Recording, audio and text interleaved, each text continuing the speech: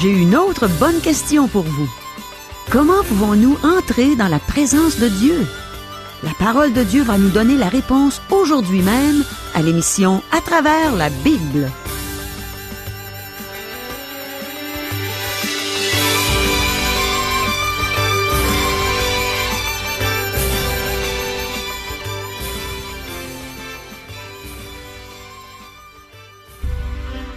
Chers auditeurs, pour en savoir davantage sur le contenu de cette émission, vous pouvez contacter en tout temps Radio Espoir, sans frais, au 1-877-L'Espoir, 1-877-537-7647. Bonjour, ici Caro. Aujourd'hui à l'émission, on va parler de la transfiguration. Voici quelques questions que vous vous posez probablement vous-même à ce sujet. Premièrement, que signifie le mot transfiguration? Et qu'est-ce que la transfiguration prouve? Qu'est-ce qu'elle démontre? Est-ce que Jésus-Christ est le seul à avoir reçu toute l'affection de Dieu le Père? Comment pouvons-nous aller en présence de Dieu? Quelle est la meilleure devise pour un croyant? Est-ce que Christ est réellement notre seul espoir? Pourquoi l'Église de Jésus-Christ a-t-elle si peu de puissance aujourd'hui? Demeurez à l'écoute. Le pasteur Régent Joly a trouvé les réponses à nos questions. Il est sur le point de nous les donner. Mais premièrement, demandons à Dieu qu'il nous éclaire, qu'il nous aide à bien comprendre ce merveilleux enseignement de sa parole. Prions. Oui, Seigneur, aide-nous à comprendre. Ouvre nos cœurs, notre intelligence, qu'on puisse bien saisir ce que tu veux nous enseigner aujourd'hui. On a besoin que tu nous enseignes. On veut mieux te connaître, Seigneur. Amen. À toi, Régent. Merci, Caro. Dans ce 17e chapitre de l'Évangile selon Matthieu, nous avons le récit de la transfiguration, le récit d'un démon chassé d'un enfant, et Jésus qui paie une taxe de façon miraculeuse. À la dernière émission, nous avons dit que le dernier verset du chapitre 16 se rattachait à la transfiguration. Nous allons reprendre avec ce dernier verset. Lisons. L'Évangile selon Matthieu, chapitre 16, verset 28. « Je vous le dis en vérité, quelques-uns de ceux qui sont ici ne mourront point, qu'ils n'aient vu le Fils de l'homme venir dans son règne. » Ceci fut accompli lors de la transfiguration de Jésus. La transfiguration est une image du Fils de l'homme venant établir son royaume. Quelqu'un peut se demander comment je puis en être si certain. Le Seigneur Jésus fait référence à la transfiguration dans ce verset. L'apôtre Pierre fut l'un des témoins de la transfiguration et il parle de l'événement dans sa deuxième épître. Lisons. Deuxième épître de Pierre, chapitre 1er, versets 16 à 18. Ce n'est pas, en effet, en suivant des fables habilement conçues, que nous vous avons fait connaître la puissance et l'avènement de notre Seigneur Jésus-Christ. Mais c'est comme ayant vu sa majesté de nos propres yeux, car il a reçu de Dieu le Père honneur et gloire, quand la gloire magnifique lui fit entendre une voix qui disait « Celui-ci est mon Fils bien-aimé, en qui j'ai mis toute mon affection. » Et nous avons entendu cette voix venant du ciel, lorsque nous étions avec lui sur la sainte montagne. Comment est-ce que les paroles prononcées par Jésus ont eu leur accomplissement pour les apôtres? Lorsque Jésus-Christ a révélé sa gloire sur le mont de la transfiguration en présence de 3 disciples. La transfiguration était un aperçu du royaume, et Simon-Pierre l'a confirmé. Les autres évangiles, sauf l'évangile selon Jean, racontent aussi le récit de la transfiguration. Ceci m'amène à faire un énoncé qui peut vous surprendre. La transfiguration n'est pas la preuve ou la démonstration de la divinité de Jésus-Christ. Elle démontre plutôt son humanité. L'Évangile selon Jean, qui met l'accent sur la divinité de Christ, omet cet événement, même si tous les autres évangiles en parlent. La transfiguration ne prouve pas seulement l'humanité de Christ, mais elle démontre l'espoir de l'humanité. L'homme que nous voyons transfiguré dans cette scène est le type de personne que vous, mes amis, serez un jour, si vous êtes un enfant de Dieu. Nous lisons dans la première épître de Jean, chapitre 3, verset 2. « Bien-aimés, nous sommes maintenant enfants de Dieu, et ce que nous serons n'a pas encore été manifesté.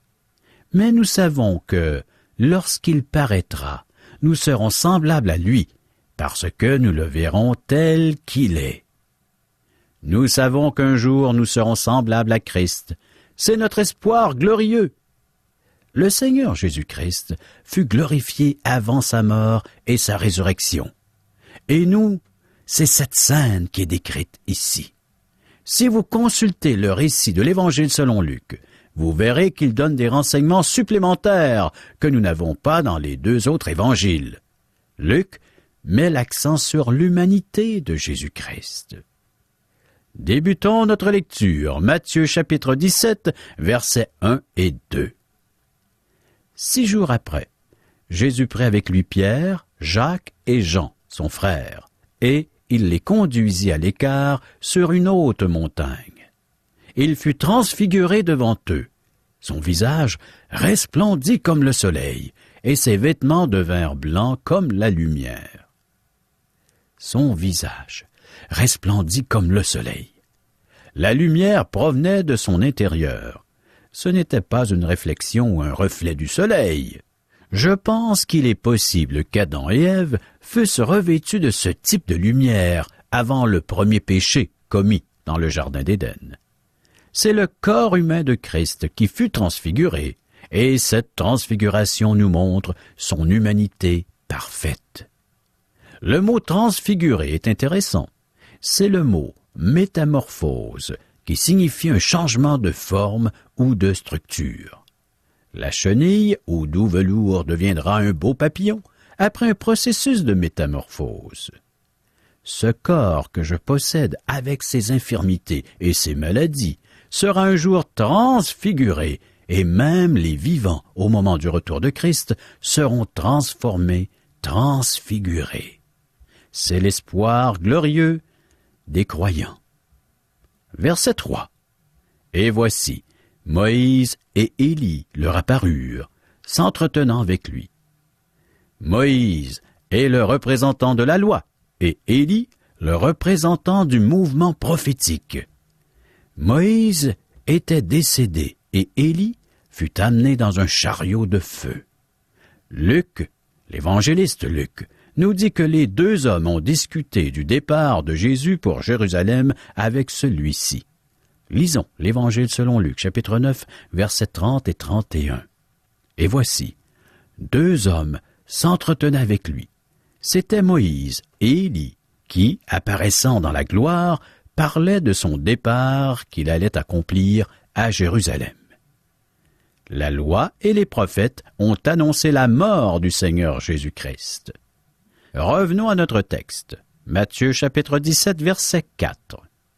Pierre, prenant la parole, dit à Jésus, « Seigneur, il est bon que nous soyons ici. Si tu le veux, je dresserai ici 3 tentes, une pour toi, une pour Moïse et une pour Élie. » Simon-Pierre ne ratait jamais l'occasion de prendre la parole. Toutes les occasions étaient propices à ses yeux. Mais cette fois-ci, il a de nouveau raté l'occasion de se taire. Il a fait cela souvent jusqu'au jour de la Pentecôte. Dieu lui-même l'a repris, comme nous le verrons, car il plaçait le Seigneur Jésus sur un pied d'égalité avec Moïse et Élie. L'évangéliste Luc a expliqué l'audace de Pierre en affirmant « Il ne savait ce qu'il disait ». L'Évangile selon Luc, chapitre 9, verset 33. Beaucoup de gens ouvrent la bouche sans savoir ce qu'ils disent. Pierre fut repris, car il aurait dû garder silence. Verset 5. Comme il parlait encore, une nuée lumineuse les couvrit. Et voici, une voix fit entendre de la nuée ces paroles. « Celui-ci est mon fils bien-aimé, en qui j'ai mis toute mon affection. Écoutez-le. » C'est Dieu le Père qui parle de Jésus, son Fils. Jésus est l'autorité sans appel en matière de révélation. Ce que Moïse, Élie et les prophètes avaient à dire était merveilleux. L'auteur de l'Épître aux Hébreux a dit, et je cite, Hébreux chapitre 1er versets 1 et 2. Après avoir autrefois à plusieurs reprises et de plusieurs manières parlé à nos pères par les prophètes, Dieu, dans ces derniers temps, nous a parlé par le Fils. Le Fils est celui qui est venu sur terre pour nous donner la révélation finale de Dieu. Notez et énoncez du Père, celui-ci est mon Fils bien-aimé, en qui j'ai mis toute mon affection. Écoutez-le. Avez-vous déjà entendu une voix du ciel vous annonçant que Dieu a mis en vous toute son affection? Moi non plus. Je n'ai jamais entendu une telle voix. Dieu a dit cela de Jésus-Christ seulement. Jésus-Christ est le seul qui a reçu toute l'affection de Dieu. Vous et moi ne pourrons jamais aller en présence de Dieu sans être en Christ par la foi. Lorsque nous recevons Christ comme Sauveur, nous devenons membres du corps de Christ. Dieu a mis toute son affection en Christ, et c'est en lui que Dieu nous accepte. Versets 6 à 8. Lorsqu'ils entendirent cette voix, les disciples tombèrent sur leurs faces et furent saisis d'une grande frayeur. Mais Jésus, s'approchant, les toucha et dit, « Levez-vous, n'ayez pas peur. » Ils levèrent les yeux et ne virent que Jésus seul. Chers amis, aimeriez-vous avoir une excellente devise pour votre vie? Je vous recommande ces deux mots. Jésus seul. C'est lui l'autorité finale. Notez ces deux mots dans votre Bible. Jésus seul. C'est une bonne devise pour chacun d'entre nous. Verset 9. Comme ils descendaient de la montagne, Jésus leur donna cet ordre. Ne parlez à personne de cette vision, jusqu'à ce que le Fils de l'homme soit ressuscité des morts. Pourquoi attendre la résurrection avant de parler de cet événement? Pourquoi est-ce qu'il devait être compté à ce moment-là? Parce qu'il fait partie du récit de l'Évangile. Il révèle qui est Jésus. Il est l'agneau de Dieu sans défaut et sans tache. Il fut mis à l'épreuve pendant 3 ans et il est en route pour la croix afin d'ôter les péchés du monde. Dieu exige un sacrifice sans défaut et sans tache. Donc, le Seigneur Jésus était le seul qui pouvait mourir à la place des pécheurs. Il était le seul qui n'avait pas à mourir pour ses propres péchés. Il fut transfiguré dans sa parfaite humanité. Il est son espoir. L'espoir de l'humanité n'est pas dans la science ou l'éducation. Les deux nous déçoivent énormément de nos jours. Ils ont créé des Frankenstein et nous ne savons que faire.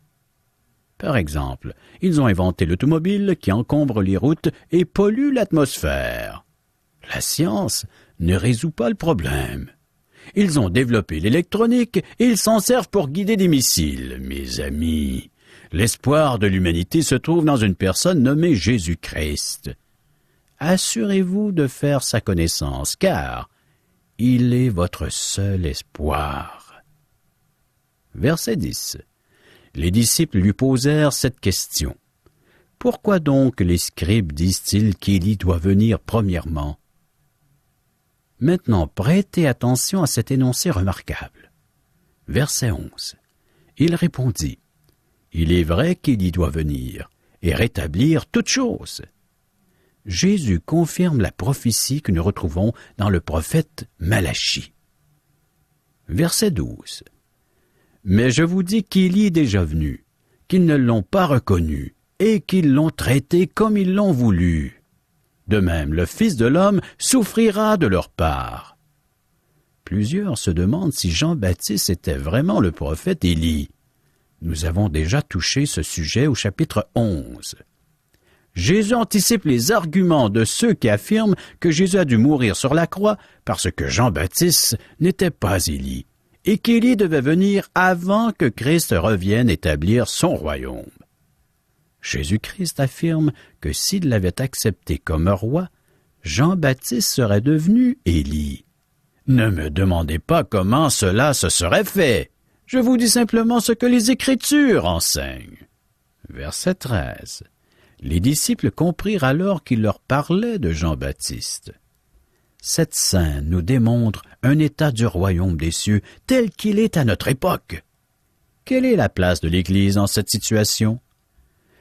Suivez-nous au pied de la montagne, où les disciples qui n'ont pas suivi Jésus sur la montagne n'ont pas réussi à chasser un démon. Versets 14 à 16. Lorsqu'ils furent arrivés près de la foule, un homme vint se jeter à genoux devant Jésus et dit, « Seigneur, aie pitié de mon fils, qui est lunatique et qui souffre cruellement. Il tombe souvent dans le feu et souvent dans l'eau. Je l'ai amené à tes disciples, et ils n'ont pas pu le guérir. » C'est probablement le pire cas de possession démoniaque qui fut présenté à Jésus. La situation était triste, car les disciples furent impuissants à chasser le démon. C'est une image de l'Église d'aujourd'hui, qui n'a plus de puissance dans un monde sous l'emprise du diable et qui est perdu. Pourquoi l'Église a-t-elle si peu de puissance? Est-ce parce qu'elle ignore la psychologie? Est-ce qu'elle n'emploie pas les bonnes méthodes? Est-ce qu'elle n'a pas assez d'argent? L'Église a toutes ces choses. Malheureusement, ce n'est pas ce qu'elle a réellement besoin. L'homme a dû s'adresser à Jésus. « Je l'ai amené à tes disciples, et ils n'ont pas pu le guérir. » Verset 17. « Race incrédule et perverse, répondit Jésus. « Jusqu'à quand serai-je avec vous? Jusqu'à quand vous supporterai-je? » Race incrédule et perverse, voilà ce que Christ dirait à son Église aujourd'hui, et il nous le dirait probablement individuellement aussi. Emmenez-le-moi ici. C'est à Jésus, celui par qui les meurtrissures duquel nous sommes guéris, qu'il faut présenter notre cas. Verset 18. Jésus parla sévèrement au démon, qui sortit de lui, et l'enfant fut guéri à l'heure même. Jésus a adressé des reproches à ses disciples, maintenant il parle sévèrement au démon. C'est probablement le pire cas de possession démoniaque qu'a rencontré Jésus. Versets 19 et 20. Alors, les disciples s'approchèrent de Jésus et lui dirent en particulier, « Pourquoi n'avons-nous pu chasser ce démon? » « C'est à cause de votre incrédulité, » leur dit Jésus. « Je vous le dis en vérité, si vous aviez de la foi comme un grain de sénévé, vous diriez à cette montagne, « Transporte-toi d'ici là », et elle se transporterait. Rien ne vous serait impossible. Rien ne vous serait impossible. Rien selon la volonté de Dieu n'est impossible. C'était la volonté de Dieu que le fils de cet homme soit délivré du démon. Pourquoi les disciples ont-ils échoué? Parce qu'ils n'avaient pas la foi.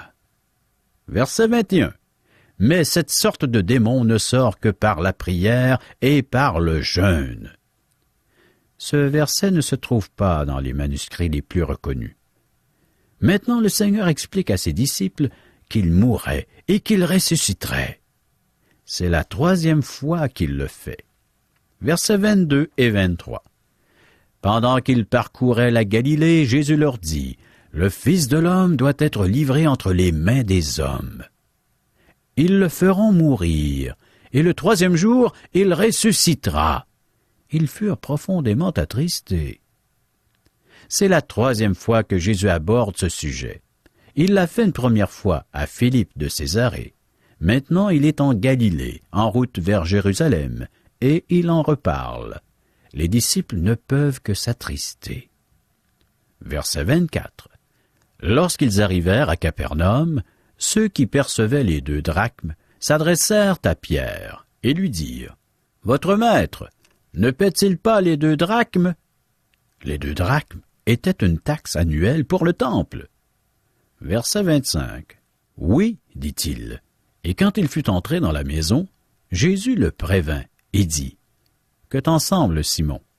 Les rois de la terre, de qui perçoivent-ils des tributs ou des impôts?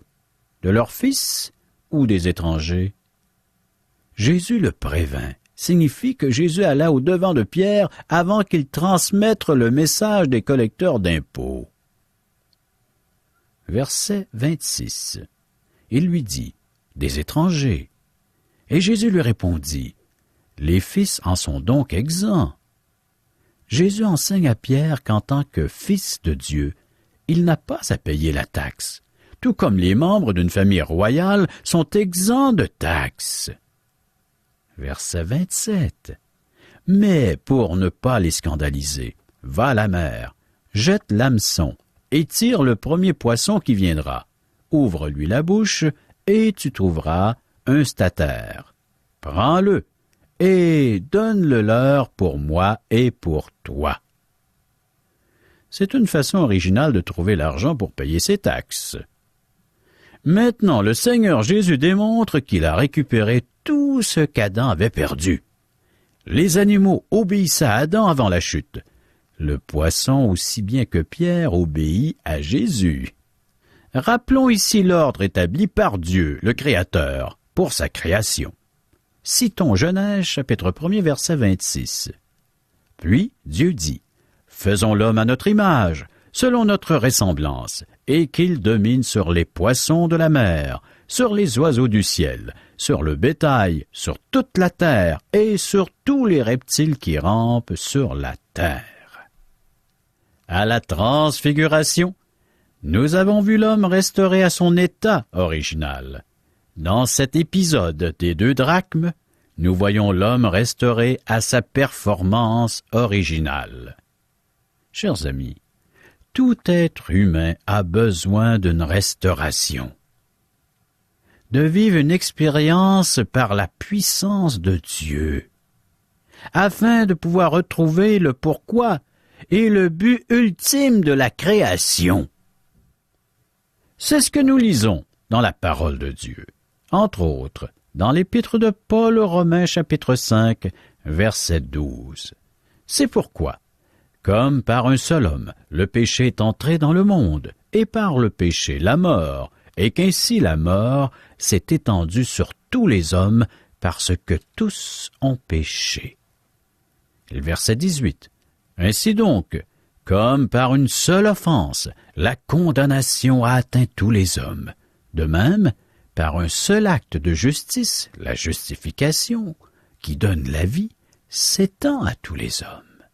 Et le verset 19 rajoute, « Car, comme par la désobéissance d'un seul homme, beaucoup ont été rendus pécheurs, de même par l'obéissance d'un seul, beaucoup seront rendus justes. » Voilà pourquoi que chaque être humain doit vivre une expérience, par la puissance de Dieu, d'être recréé, renouvelé dans la personne de Christ.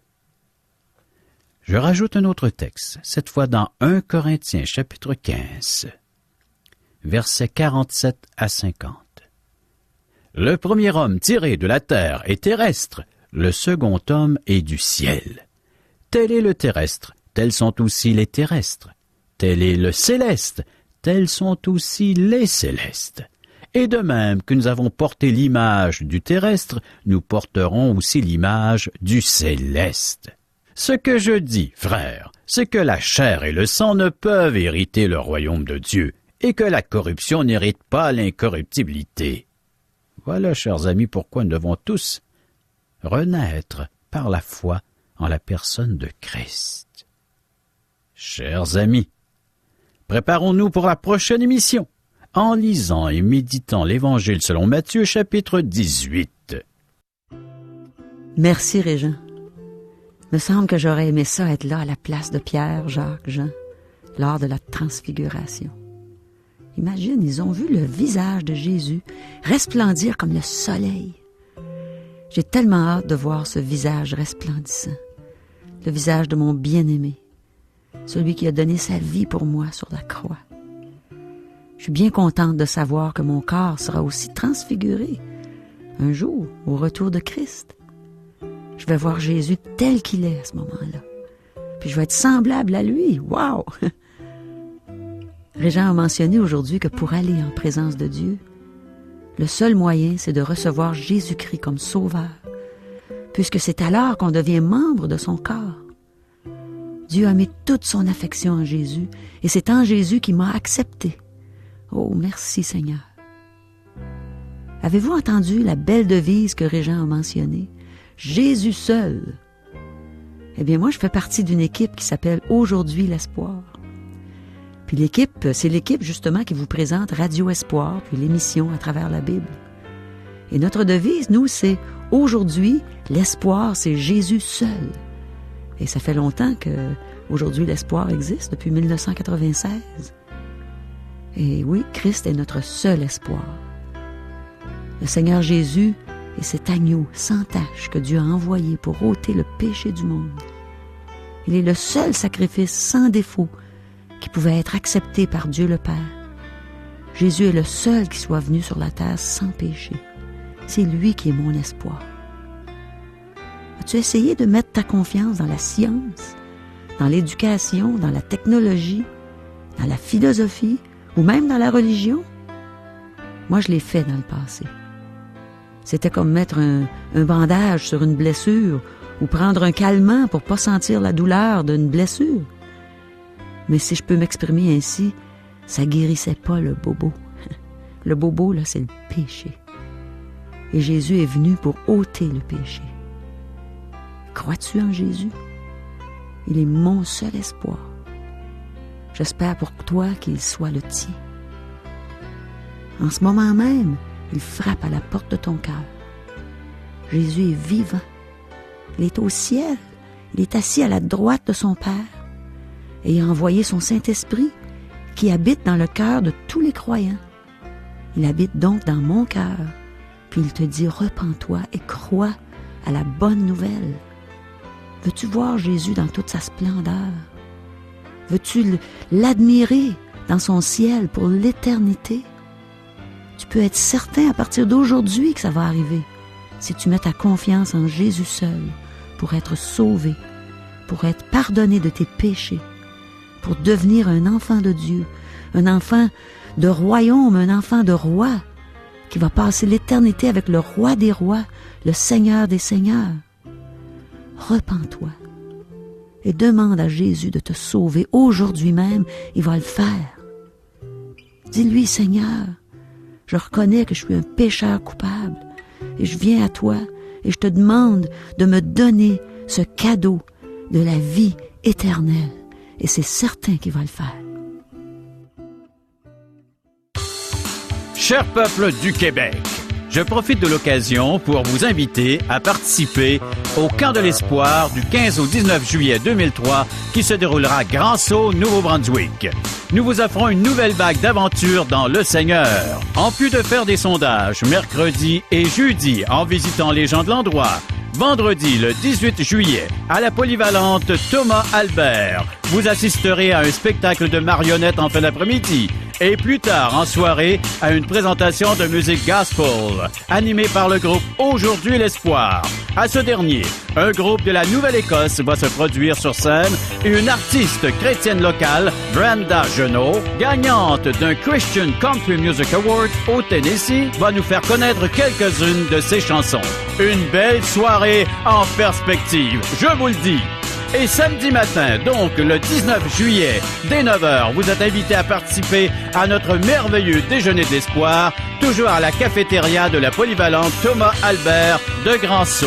Venez entendre le témoignage d'une vie transformée par Dieu, celui de la chanteuse Caro. C'est donc un rendez-vous au Nouveau-Brunswick du 15 au 19 juillet 2003. Au plaisir de vous y voir.